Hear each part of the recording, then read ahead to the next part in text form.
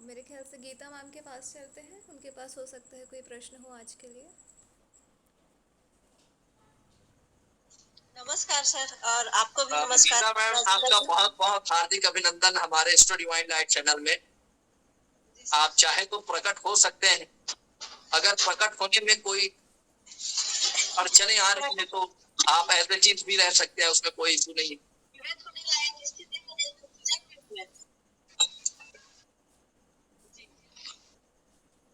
लेकिन हम चाहते हैं आपकी तरफ से आज कोई विचार आए और उस विचार का हम मंथन करें। मैं ये बोल रही थी, जैसे हम मान लीजिए खुश है या जैसे भी हैं, पर हमसे कनेक्टेड लोगों का जो स्थिति भी हमको प्रभावित करता है क्या, और किस हद तक कर सकता है? जी अपराजिता जी, थोड़ा सा क्लैरिफाई करेंगे। मैम पूछ रही हैं कि यूजुअली क्या होता है कि हम अपने आप में तो खुश होते हैं, बट हमारे आसपास का जो वातावरण है, हमसे जुड़े हुए जो लोग हैं, हो सकता है वो लोग खुश ना हो, और चूंकि हम उनसे कनेक्टेड हैं भावनात्मक रूप से, तो उनकी जो स्थिति परिस्थिति है वो हमें ज़्यादा इफ़ेक्ट कर देती है। हमारी अपनी स्थिति से ज़्यादा उनकी स्थिति हमें इफ़ेक्ट कर देती है। तो इसका क्या समाधान है, कैसे इसको ओवरकम किया जा सकता है? बहुत बढ़िया प्रश्न है गीता जी आपका।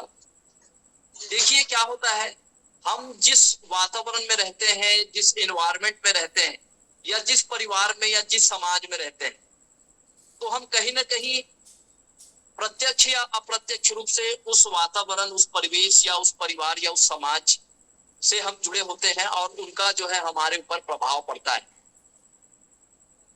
तो हमारे कुंडली का जो 12 भाव जो हम बताते हैं, समझाने का जो प्रयास करते हैं, वो कहीं ना कहीं वो हमारे फैमिली को और हमारे परिवार के जितने भी हमारे जो रिलेटिव होते हैं उनको भी वो रिप्रेजेंट करता है। अगर हमारा कोई पर्टिकुलर भाग, जैसे हमारा छठा भाव में 2 या 2 से अधिक पाप ग्रह हो, या छठे भाव का जो स्वामी है वो 2 या 2 से अधिक पाप ग्रहों से पीड़ित हो, तो ऐसा हम कहेंगे कि हमारा जो नैनिहाल जो पक्ष होगा, हमारा जो मामा होगा, उसको बहुत ज्यादा दिक्कत होगी, बहुत ज्यादा प्रॉब्लम होगी, उनके जीवन में स्ट्रगल बढ़ जाएंगे, उनकी परिस्थितियां जो है वो प्रतिकूल हो सकती है। जैसे दादा का विचार हम किससे करते हैं? लगन से करते हैं। लगन में यदि राहु यदि 2 या 2 से अधिक पाप ग्रहों से यदि पीड़ित हो, मंगल या शनि से पीड़ित हो राहु, तो यहाँ पर हम अपने दादा के स्वास्थ्य के बारे में या उसके स्वास्थ्य को लेकर के हम चिंतित रहेंगे। चतुर्थ भाव हमारे माता का भाव है। अगर चतुर्थ भाव में 2 या 2 से अधिक पाप ग्रहों का प्रभाव हो, तो हमें माता के स्वास्थ्य को लेकर के हम चिंतित रहेंगे। कहीं ना कहीं क्योंकि वो एनर्जी है जो हमारे कुंडली से जुड़ी हुई है, वो आपको अनुभूत हो जाएगा। आपके कोई भी रिश्तेदार, आप यदि वहां जाए अथवा न जाए, उसकी ऊर्जा जरूर आपको अफेक्ट करेगी। जैसे आपका भाई, अगर आपके भाई को अगर कोई प्रॉब्लम हुआ, तो आपकी तीसरे भाव से वो चीज आपको पता चल जाएगा। यदि आपके कुंडली का जो तीसरा भाव है, अगर तीसरे भाव में 2 या 2 से अधिक पाप ग्रह का प्रभाव हुआ, या गोचर में वहां पर अगर पाप ग्रहों का गोचर में अगर स्थिति आई, तो निश्चित रूप से आपके छोटे भाई से रिलेटेड वो कुछ प्रॉब्लम आपको सुनने को मिलेगा या देखने को मिलेगा। गीता जी, अगर इस तरह का अगर कोई स्थिति है, तो निश्चित रूप से आपके कुंडली का तीसरा भाव आपके छोटे भाई का भाव है, और तीसरे भाव का जो स्वामी है वो आपका छोटा भाई है। अगर वो तीसरे भाव के स्वामी 2 या 2 से अधिक पाप ग्रहों से पीड़ित हो, तो निश्चित रूप से आपको अपने छोटे भाई से संबंधित कुछ परेशानियां या उनके जीवन से जुड़ी हुई कोई परेशानी से लेकर के आप चिंतित रह सकते हैं, परेशान रह सकते हैं। यदि चतुर्थ भाव के साथ ऐसा हुआ, तो माता के स्वास्थ्य को लेकर के, अगर सप्तम भाव में अगर यही स्थिति निर्मित हुई, तो पति को लेकर के आपको परेशानी हो सकती है। अगर नवम भाव में अगर इस तरह की स्थिति यदि निर्मित होती है, तो पिता के स्वास्थ्य को लेकर के आपको परेशानी हो सकती है। अगर दसम भाव से संबंधित अगर इस तरह की स्थिति होती है, तो आप अपने कार्य क्षेत्र से परेशान हो सकते हैं। आप अपने कोई कलीग्स है आपके, कोई अधीनस्थ कोई कर्मचारी को लेकर के आप परेशान हो सकते हैं, वो आपको मानसिक पीड़ा पहुंचा सकता है। तो इस तरह से हमारे कुंडली में स्पष्ट रूप से ये सारे भाव के जो एनर्जी होता है, वो एनर्जी से कहीं ना कहीं हम कनेक्टेड होते हैं और उनसे प्रत्यक्ष या अप्रत्यक्ष रूप से हम प्रभावित होते हैं। तो निश्चित रूप से जो हमारे समाज में जो घटनाएं होती है, उन घटनाओं का संबंध भी हमारे कुंडली से होता है और उन घटनाओं से भी हम प्रभावित होते हैं। जी। तो कुछ ऐसा रेमेडी नहीं है कि इसको कम किया जा सके? जी जी, बिल्कुल रेमेडी है। इसके लिए सबसे पहले हमको श्योर होना है कि हमारे जैसे मान लो भाई से रिलेटेड प्रॉब्लम है, जी जी तो सबसे पहले हम अपने कुंडली में देखते हैं कि लगन कौन सा है। जी। गीता जी, आप अपना लगन बताएंगे? लगन मतलब टाइम? आपको लगन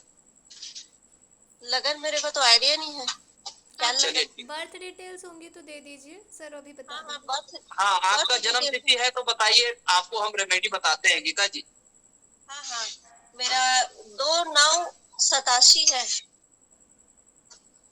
मैं कोशिश करता हूँ, आपकी कुंडली होगी मेरे सॉफ्टवेयर में, जी जी, होगी ही। देखते हैं। जी जी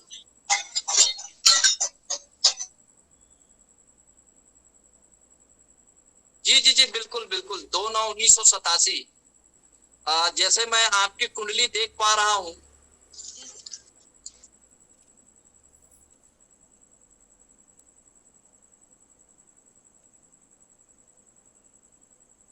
थोड़ी सी नेटवर्क इशू आ जाती है कमरे के अंदर में। जी जी, कोई नहीं।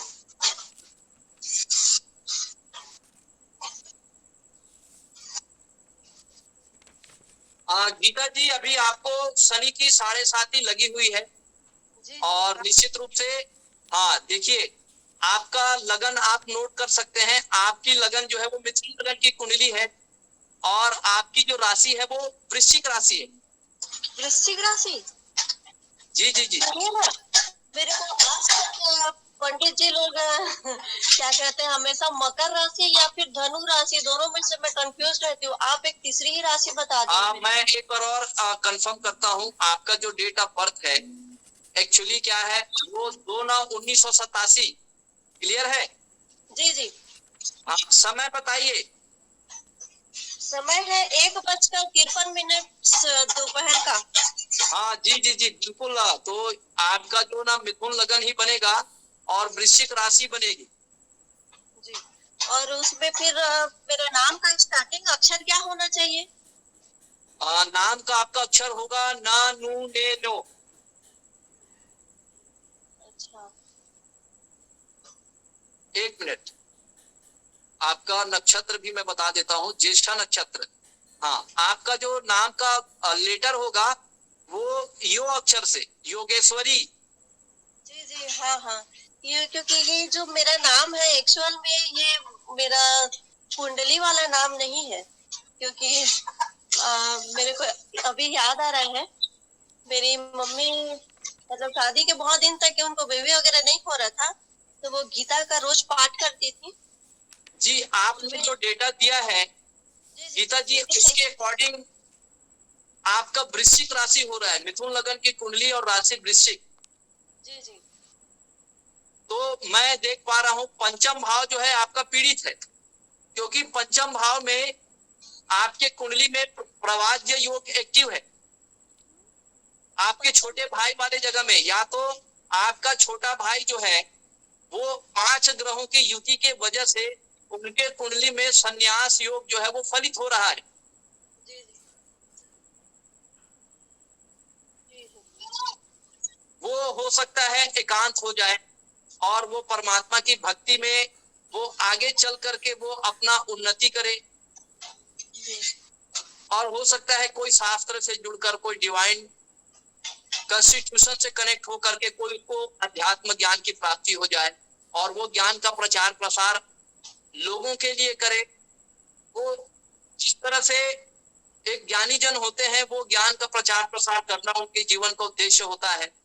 तो कहीं ना कहीं विधाता जो है उनके साथ ऐसी स्थिति परिस्थिति जो है वो निर्मित कर रहे हैं, ताकि वो अपने इसी ज्ञान के माध्यम से वो अपने जीवन को और ज्यादा आसान बना सके। पर आप जो बोल रहे हैं वो तो सही है, पर घर के लोग मतलब मम्मी पापा ऐसा चाहते नहीं है कि ऐसा कुछ हो करके। जी जी, देखिए कभी कभी क्या होता है ना, हम गृहस्थ होते हुए भी हम धर्म अध्यात्म से जुड़ जाते हैं, सेवा कार्य से जुड़ जाते हैं। अब मैं ये नहीं कहूंगा कि वो घर परिवार को छोड़ के हिमालय पर्वत चले जाए और वही तपस्या करें, क्योंकि आज के समय में ये संभव नहीं है। हाँ, लेकिन ये जरूर संभव है, वो गृहस्थ में रहेंगे, लेकिन उनका जो ज्यादा ध्यान जो रहेगा वो धर्म कर्म अध्यात्म के प्रति रहेगा, जन सेवा के प्रति रहेगा। जी, वो तो वैसे बचपन से ही वैसा ही है। हाँ हाँ, किसी क्योंकि का देखो जिसके अंदर जो एनर्जी पड़ी होती है ना, वो एनर्जी की वजह से वो जो जातक होता है वो अपने प्रारब्ध के अनुसार वो उस कर्म को करने के लिए वो विवश होता है। शायद इसी कारण उनको दाम्पत्य जीवन में दाम्पत्य का जो सुख उनको मिलना चाहिए वो सुख पर्याप्त रूप से प्राप्त नहीं हो पाता। तो इस वजह से इतिहास को भी आप खोल के देखेंगे तो जितने बड़े बड़े संत महापुरुष हुए हैं वो अपने स्त्रियों के ही प्रेरणा से वो बने हैं। जी जी क्योंकि ज्ञान का जो संबंध है ना वो हमारे जीवन साथी से भी है, और उनका संबंध हमारे प्रारब्ध से है, और जो संबंध उनका और हमारा प्रारब्ध से होता है तो कहीं ना कहीं उन्हीं प्रारब्ध के जो कार्मिक अकाउंट्स होते हैं उन्हीं अकाउंट्स को कंप्लीट करने के लिए हमारा बर्थ हुआ होता है। जी क्योंकि हमने पूर्व जन्म में सारे गृहस्थ के सुख हमने प्राप्त कर लिए थे, और सुख प्राप्त करने के बाद जो धर्म कर्म के जो कार्य थे वो हमारा अधूरा हो गया था पास्ट लाइफ में। तो इस वजह से इस जन्म में यदि हमारे दाम्पत्य जीवन में किसी भी प्रकार का यदि कोई बाधा उत्पन्न होता है या अवरोध उत्पन्न होता है, उसके पीछे हमारे पास्ट लाइफ के कार्मिक साइकिल होते हैं। क्योंकि हम जनता की सेवा के लिए, लोक कल्याण के लिए, जन कल्याण के लिए हमारा जन्म होता है।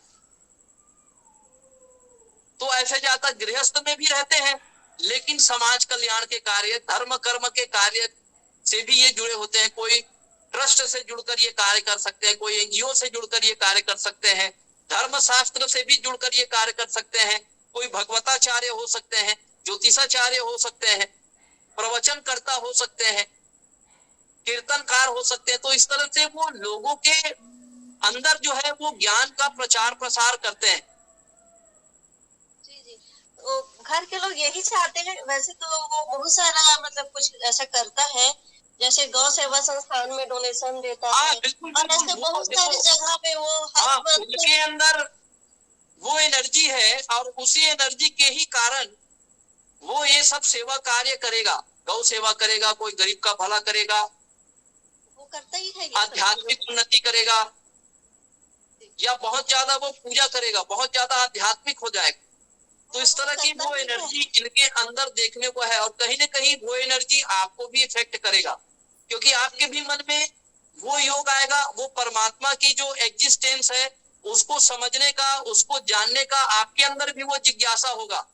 आपको भी ऐसा लगेगा कि मैं कहीं एकांत में जाके उस परमात्मा की खोज करूं क्या, या उस परमात्मा शक्ति को अनुभव करूं क्या। तो ये थॉट आपको भी ऐसा कार्य करने के लिए मजबूर कर सकता है, क्योंकि वो जो प्रवाज्य योग है आपके भी कुंडली के पराक्रम भाव में बन रहा है, और पूरे पराक्रम से, पूरे बल से, पूरे दृढ़ संकल्प से आप भी उस परमात्मा प्राप्ति के दिशा में, भगवत प्राप्ति के दिशा में, उस ज्ञान प्राप्ति के दिशा में आप अग्रसर हो सकते हैं। वो तो ऐसा देखा जाए तो हमारे ब्लड में ही है वो चीजें, मतलब निश्चित रूप से। क्योंकि मम्मी पापा से ही सब चीजें आई है, हम लोग को भी, जैसे सारे बच्चों को उनके। तो बचपन से ही ऐसा है कि किसी को तकलीफ में नहीं देख सकते, और हाँ अपने हाँ, से जो ये हो तो सकता है बहुत वो अच्छा कर दो। क्वालिटी है। क्योंकि देखो परमात्मा ने अगर देखो ये अगर थॉट प्रोसेस अगर हमें प्रदान की है, ये गुण हमें प्रदान की है, तो ये भगवत कृपा है। और हमारे अंदर वो सेवा भाव, सत्कर्म जैसे उच्च मानवीय गुण यदि हमारे अंदर है तो निश्चित रूप से वो भगवत कृपा है। और हमें अगर कोई सेवा भाव करने का अगर मन लग रहा है, परमात्मा की भक्ति करने का, साधना करने का यदि हमारे अंदर विचार आ रहे हैं, तो निश्चित रूप से ये भगवत कृपा ही है। जी और जब तक आप इस काम को नहीं करेंगे, आपको आत्म संतुष्टि की प्राप्ति नहीं होगी, क्योंकि परमात्मा ने इसी विशेष उद्देश्य की पूर्ति करने के लिए हमें ये जीवन प्रदान किया है। और हम इसी रास्ते में, इसी धर्म कर्म के रास्ते में चलकर ज्ञान का प्रचार प्रसार करके, क्योंकि परमात्मा यही चाहते हैं कि ज्ञान का प्रचार प्रसार आम जन सामान्य में हो और सभी व्यक्ति ज्ञानी बने, बुद्धिमान बने, चतुर बने और अपने जीवन में कोई ऐसा निर्णय ना ले जिनके वजह से उनको बाद में पछताना पड़े। क्योंकि एक न एक दिन तो हम सबको परमात्मा के शरण में आना है और उसके एग्जिस्टेंस को हम सबको मानना ही पड़ेगा। तो उसके एग्जिस्टेंस को मानते हुए, परमात्मा की भक्ति करते हुए हमें निरंतर रूप से धर्म के मार्ग में चल करके परमार्थ की दिशा में हमें अग्रसर होना चाहिए। जी जी। तो मतलब मैं ये बोलना चाह रही थी, जैसे कि वो गृहस्थ जीवन में रहते हुए भी तो ये सारी चीजें कर सकता है, तो उसके लिए कोई रेमेडी वगैरह है तो प्लीज थोड़ा सा देखिए, आप ये बताइए। बहुत बड़ी चुनौती भरा काम होता है कि हमारी जब शादी होती है, जब हम ससुराल जाते हैं, हमारे लॉस को हमारा छोटा छोटा काम भी उनको पसंद नहीं आता। वो हमारे हर काम में बाधा पैदा करते रहते हैं, क्योंकि कुंडली का जो अष्टम भाव होता है वो हमारे ससुराल का भाव होता है और ससुराल में हमारी मर्जी नहीं चलेगी। जी जी तो इस ऐसे कारण से वो जो भाव होता है वास्तव में एक साधना का भाव होता है, इसलिए उसको शास्त्रकारों ने डीप ऑकल्ट का भाव उनको कहा है, उस भाव को। तो इस वजह से ये जो भाव होते हैं, ये भाव कहीं ना कहीं हमारे जीवन में ये बहुत ज्यादा ये कठिन परिस्थिति और विपरीत परिस्थितियों से भरे हुए होते हैं। और हमारे जितने भी प्रकार के, चाहे वो दुख की बात हो, चाहे हमारे अपमान की बात हो, या हमारा कोई बहुत बड़ा हमारे खिलाफ कोई षड्यंत्र रच रहा हो, या कोई बहुत बड़ा आरोप अगर हमारे ऊपर लगा हुआ है, कोई लांछन लगा हुआ है, तो कहीं ना कहीं ये उसी अष्टम भाव का कारण होता है और ये सब हमें दुखी प्रदान करते हैं। और जब हमारे जीवन में इस तरह के आरोप लगते हैं, लांछन लगते हैं, तो हम उस परमात्मा के शरण में चले जाते हैं और उस न्याय के गुहार करने के लिए, क्योंकि यहाँ पर शनि को कारक शास्त्रकारों ने रखा गया है, तो हम शनि देव के पास जाते हैं, प्रार्थना करते हैं कि हे शनि महाराज, आप हमारे साथ न्याय करिए।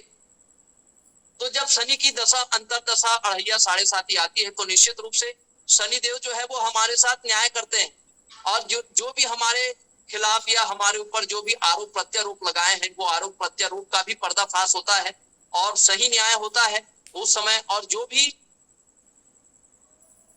आरोपी होते हैं या जो पापी होते हैं, जिस तरह से जो हमें यातनाएं देते हैं, पीड़ा देते हैं, वो शनि की दशा, अंतरदशा में भगवान शनिदेव की कृपा से उनको जरूर दंड मिलता है। और उस दंड के वजह से वो जातक के अंदर के जो मनोविकार होता है, वो मनोविकार क्या होता है, जल के पवित्र हो जाता है और उसके मन में फिर केवल प्रायश्चित का भाव आता है। तो शनि यही काम करते हैं हमारे अंदर, या हमसे जो लोग भी जो हमारे लिए जो गड्ढा खोद के रखे होते हैं, हमारे लिए जो अच्छा सोच नहीं रखते, हमारे लिए जो लोग ईर्षा द्वेष रखते हैं, तो उनके लिए भी भगवान शनिदेव का जो जब न्याय चक्र जब चलता है, तो वो सारा जो वो भ्रांति होता है, वो जो हमारे प्रति जो भ्रम की स्थिति जो होती है, जो मनोविकार होता है, जो बैर भाव होता है, जो क्रोध भाव होता है, उन सारे जो मनोविकार को भगवान शनिदेव जो है वो क्या करते हैं, समाप्त करते हैं। तो एक दिन ऐसा समय जरूर आता है कि लोगों को अपने अपराध का बोध होता है, आत्मग्लानि होता है, प्रायश्चित का भाव पैदा होता है, तो वो शनिदेव वो सारे फीलिंग्स जो है वो देते हैं। तभी तो हमारे अंदर वो सारे मनोविकार समाप्त होते हैं, हमारा मन पवित्र हो जाता है, शुद्ध हो जाता है और हमें अपने बारे में, हमारे अच्छाई और बुराई के बारे में, हमारे पाप और पुण्य के बारे में वो शनिदेव हमको क्या करते हैं, रियलाइज कराते हैं। फिर हम बाद में प्रायश्चित के मार्ग में जो हम जाते हैं, जो हमारे अंदर जो अपोलोगाइज, हमारे अंदर प्रायश्चित की जो भाव पैदा होते हैं, वो निश्चित रूप से वो शनिदेव की कृपा से हमारे आंखों से जो आंसू निकलते हैं, वो निश्चित रूप से वही जो आंसू होते हैं वो प्रायश्चित होते हैं। उसी आंसू के मार्ग से हमारे अंदर के जो मनोविकार होते हैं वो सब समाप्त हो जाते हैं और हमारा मन पवित्र हो जाता है और हम निष्पाप हो जाते हैं। फिर हमारे ऊपर जो है भगवत कृपा होती है, परमात्मा की कृपा होती है और उनके कृपा से निश्चित रूप से हम परमार्थ के कार्य करते हैं, सेवा के कार्य करते हैं, लोगों के भलाई के लिए, लोगों के कल्याण के लिए। निश्चित रूप से हम एक कीर्तनकार हो सकते हैं, प्रवचनकर्ता हो सकते हैं, कोई एस्ट्रोलॉजर हो सकते हैं, या हम बहुत बड़े समाज से भी हो सकते हैं, कोई एनजीओ से जुड़कर हम काम कर सकते हैं, कोई चैरिटी हम कर सकते हैं। तो चाहे वो छोटे लेवल ही क्यों ना हो, लेकिन शुरुआत जो होती है वो इसी तरह से होती है। जी जी, मेरे को जो 7.5 लगा है बोल रहे थे ना आप? नहीं नहीं नहीं, आपके राशि को मैंने देखा, वृश्चिक राशि में शनि की 7.5 समाप्त हो चुकी है। हाँ, लेकिन अढ़ैया प्रारंभ हो चुका है। प्रारंभ हो चुका है गीता जी। जी जी। तो वैसे तो मेरे को शनिदेव बहुत कुछ अच्छा करके गए मेरे लिए, मतलब कुछ आरोप देखिए, लगा, एक आरोप लगा हुआ था। हाँ हाँ हाँ, ये निश्चित रूप से, क्योंकि आरोप लगना या लांछन लगना झूठा भी हो सकता है, क्योंकि ये जीवन में लगते रहते हैं।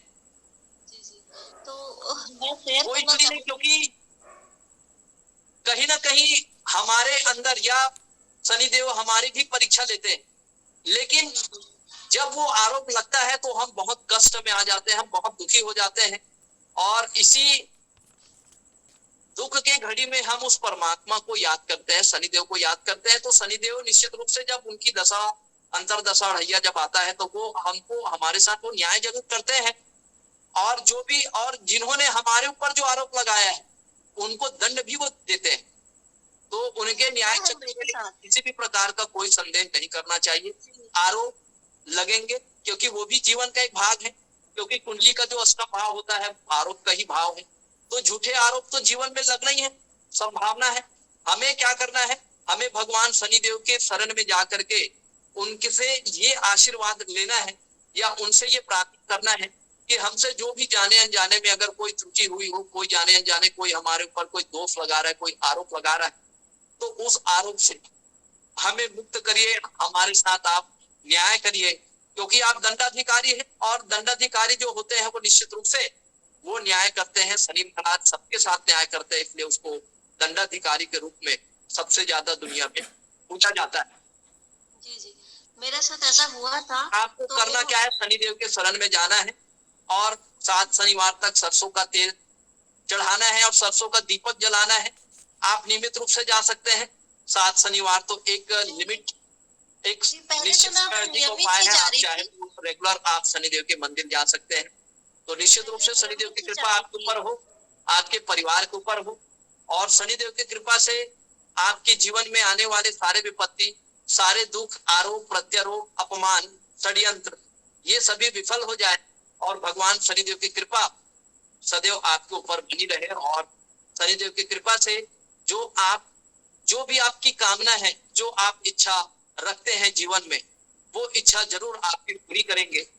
तो आप शनिदेव के शरण में जरूर जाइए, हफ्ते में एक दिन, एक शनिवार जाइए। अगर रेगुलर जा सकते हैं तो अच्छी बात है, क्योंकि शनिदेव हमारे जीवन के वो ब्रेकर होते हैं, वो ब्रेक लगाते हैं। हम अगर बहुत ज्यादा स्पीड में वाहन चला रहे हैं तो शनिदेव जो ब्रेकर होता है वो शनि का कारक होता है। तो शनि हमको इंडिकेट करता है कि आप ज्यादा वाहन ना चलाओ, क्योंकि ब्रेकर है, आप वाहन को क्या कर लो, स्लो कर लो, नहीं तो भविष्य में किसी प्रकार का कोई मुसीबत में आप ना फंस जाओ। तो ये शनि हमें क्या करता है, अवेयरनेस पैदा करता है हमारे जीवन में, वो एक ब्रेक लगाता है ताकि हमारी गति क्या हो जाए, स्लो हो जाए, ताकि जब हमारी गति स्लो होगी तभी हम अपने आप को जजमेंट कर पाएंगे, अपने सेल्फ को जजमेंट कर पाएंगे कि हमारे कर्म जो है वो कितना सही है, हमारे अंदर कितनी ज्यादा सेवा भावना है, या हमारे अंदर कितने ज्यादा मनोविकार भरे हुए हैं।